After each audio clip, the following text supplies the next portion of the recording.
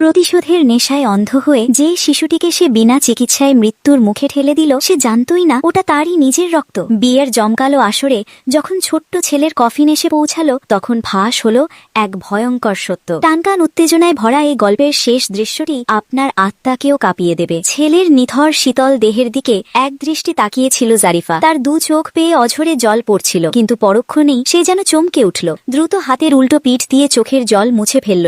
সে জানত তার চোখের এক ফোঁটা জলও যদি এই ছোট্ট শরীরে পড়ে, তবে ছেলেটা বড্ড কষ্ট পাবে, ও শান্তিতে ঘুমাতে পারবে না। কাঁপা কাঁপা হাতে ফোনটা কানে তুলে নিল জারিফা। বুকের ভেতর জমে থাকা পাহাড় সম কষ্ট চেপে রেখে ভাঙা গলায় সে অপর প্রান্তের লোকটিকে নির্দেশ দিল, ঠিক 3 দিন পর আপনারা এসে আমার বাচ্চাকে নিয়ে যাবেন। তাকে সোজা শহরের সবচেয়ে বিলাসবহুল 5 স্টার হোটেলের ওয়েডিং হলে পৌঁছে দেবেন। ওখানেই ওর শেষ যাত্রা হবে। কথাগুলো বলার পর জারিফা ফ্লোরে লুটিয়ে পড়ে ডুকরে কেঁদে উঠল। জারিফা আর আয়ানের গল্পের শুরুটা এমন ভয়ঙ্কর ছিল না। আজ থেকে ঠিক 5 বছর আগের কথা।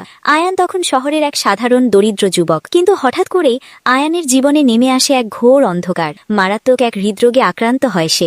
ডাক্তাররা জানিয়ে দেয় খুব দ্রুত দামি চিকিৎসা না করালে আয়ানকে বাঁচানো কোনোভাবেই সম্ভব নয়। কিন্তু তাদের কাছে এত টাকা কোথায়? জারিফা আয়ানকে নিজের জীবনের চেয়েও বেশি ভালোবাসত। আয়ানকে বাঁচাতে, তাকে এক নতুন জীবন দিতে জারিফাকে সেদিন নিতে হয়েছিল এক নিষ্ঠুর সিদ্ধান্ত। সে নিজে তখন আয়ানের সন্তান বুকে ধারণ করে গর্ভবতী, কিন্তু আয়ানকে নিজের জীবন থেকে দূরে সরিয়ে দেওয়ার জন্য সে তার সামনে নিজেকে একজন চরম লোভী ও স্বার্থপর নারী হিসেবে তুলে ধরে। হাসপাতালের বিছানায় ধুঁকতে থাকা আয়ানের চোখের দিকে তাকিয়ে সেদিন জারিফা বলেছিল, তোমার এই অসুস্থ শরীরের সাথে আমি আমার জীবন নষ্ট করতে পারবো না, আমি চললাম। এই তীব্র আঘাত আর অপমান আয়ান মেনে নিতে পারেনি। সে জারিফাকে অন্তর থেকে ঘৃণা করতে শুরু করে, কিন্তু এই ঘৃণাই তাকে বেঁচে থাকার এবং জীবনে সফল হওয়ার এক অদম্য জেদ জুগিয়েছিল। আজ 5 বছর পর আয়ান এই শহরের সবচেয়ে ধনী এবং প্রভাবশালী এক শিল্পপতি। অন্যদিকে জারিফা তার গোপন সন্তান ছোট্ট জায়ানকে নিয়ে শহরের এক অন্ধকার বস্তিতে চরম দারিদ্র্য আর অভাবের মধ্যে দিন কাটাচ্ছে। হঠাৎ করেই ছোট্ট জায়ানের শারীরিক অবস্থা খারাপ হতে শুরু করে।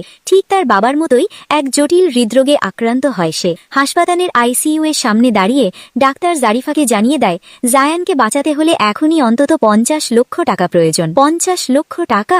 জারিফার কাছে 50টা টাকাও যেখানে অনেক বড় ব্যাপার, সেখানে এত টাকা সে কোথায় পাবে? নিরুপায় হয়ে নিজের সব আত্মসম্মান বিসর্জন দিয়ে জারিফা ছুটে যায় আয়ানের বিশাল কর্পোরেট অফিসের বিলাসবহুল কেবিনে ঢুকে সে থমকে দাঁড়ায়।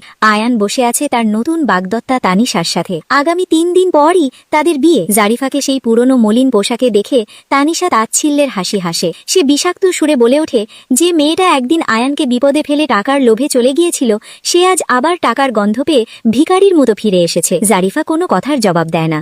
সে আয়ানের দিকে তাকিয়ে তার ছোট্ট জায়ানকে বাঁচানোর জন্য হাত পাতে, কিন্তু আয়ানের চোখে ছিল শুধুই দাউ দাউ করে জ্বলা ঘৃণা। তানিশা একটা চেক ছুঁড়ে মারে জারিফার মুখের উপর, বলে, এই নাও তোমার 10 লক্ষ টাকার চেক, আর কোনোদিন যেন আমাদের আশেপাশে তোমাকে না দেখি। জারিফা সেই অপমান গায়ে মাখে না। ছেলের জীবনের চেয়ে বড় তার কাছে আর কিছুই নেই। চেকটি হাতে নিয়ে সে পাগলের মতো ছুটে যায় হাসপাতালে, কিন্তু সেখানে গিয়েই কাউন্টারে চেকটি জমা দিতেই তার মাথায় আকাশ ভেঙে পড়ে। হাসপাতাল কর্তৃপক্ষ জানায় চেকটি সম্পূর্ণ জাল।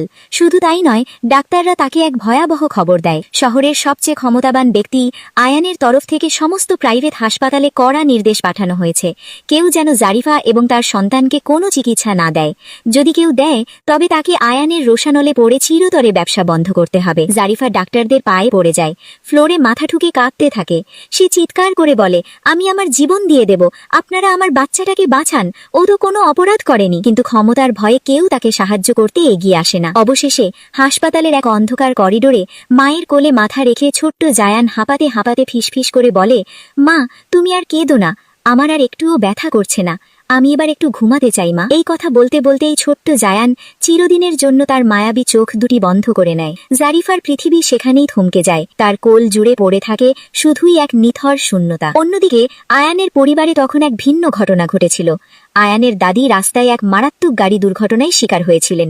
ঠিক সেই সময় এক ছোট্ট ছেলে নিজের জীবনের ঝুঁকি নিয়ে দাদিকে মৃত্যুর হাত থেকে বাঁচিয়েছিল। দাদি এখন সুস্থ হয়ে বাড়ি ফিরেছেন, কিন্তু সেই ছোট্ট ত্রাতা ছেলেটিকে তারা হন্যে ভেরে খুঁজছে। আয়ান পুরো শহরে লোক লাগিয়েছে তার দাদির সেই ছোট্ট জাদুকর ছেলেটিকে খুঁজে বের করতে, যাতে তাকে উপযুক্ত পুরস্কার দেওয়া যায়। তারা ঘুণক্ষরেও জানত না যেই ছোট্ট ছেলেটি দাদির জীবন বাঁচিয়েছে সে আর কেউ নয়, আয়ানের নিজেরই রক্ত, তার ছেলে জায়ান, যাকে সে আজ নিজের অহংকারের বশে বিনা চিকিৎসায় মৃত্যুর মুখে ঠেলে দিয়েছে। ছেলের মৃত্যুর পর জারিফা যেন জীবন্ত এক পাথরে পরিণত হয়। তার কাছে ছেলের শেষকৃত্য করার বা তার পছন্দের শেষ খেলনাগুলো কিনে দেওয়ার মতো একটা টাকাও ছিল না।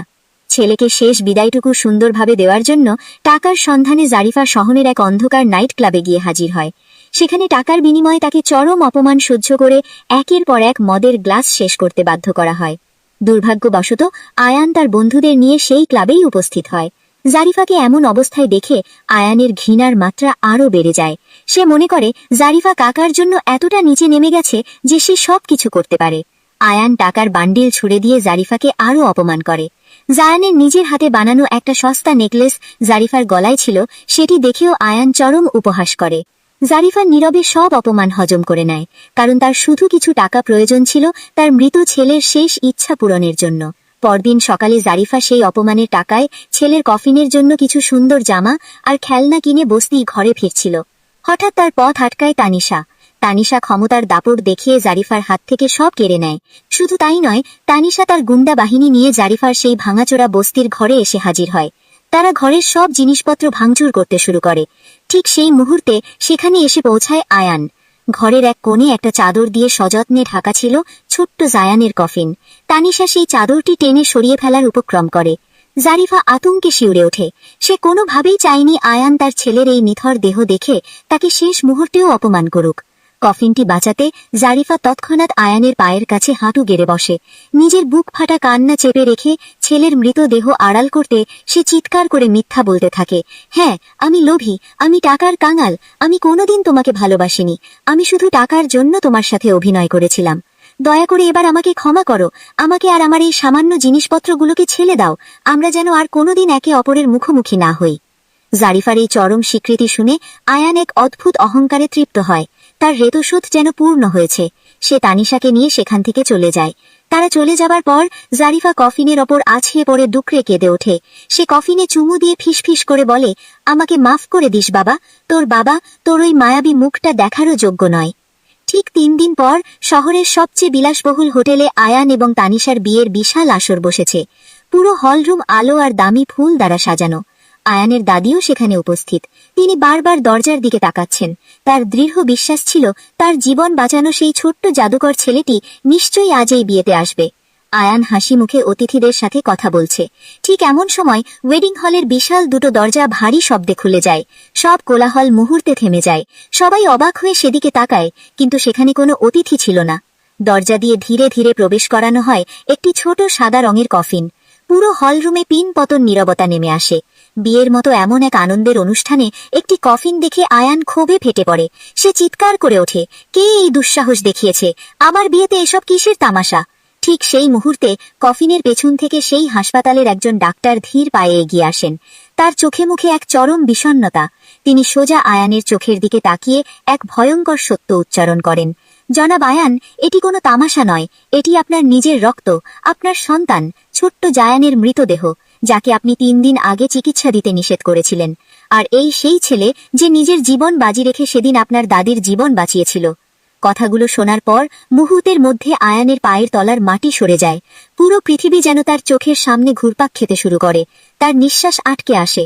যে সন্তানকে সে নিজের অহংকারের বশে বাঁচতে দেয়নি, যে ছেলেটি তার দাদির জীবন বাঁচিয়েছিল, আর যে নারী তার জীবন বাঁচাতে নিজের সারাটা জীবন বিসর্জন দিয়েছিল, আয়ান আজ নিজের হাতে তার সবকিছু ধ্বংস করে দিয়েছে। কফিনের দিকে টলটলে করে আয়ান এগিয়ে যায়। তার গলা চিরে বেরিয়ে আসে এক আকাশ ভাঙা আর্তনাদ। কিন্তু তখন আর সংশোধন করার মতো কিছুই অবশিষ্ট ছিল না। তার জীবনে রয়ে যায় শুধুই এক চিরস্থায়ী আক্ষেপ, অনুশোচনা আর বুক ফাটা হাহাকার। অহংকার আর প্রতিশোধের অন্ধ নেশায় নিজের হাতেই নিজের সর্বস্ব ধ্বংস করে ফেলল আয়ান। যে ভুলের কোনো প্রায়শ্চিত্ত নেই, সেই বুক ফাটা আক্ষেপ নিয়েই তাকে বাঁচতে হবে সারা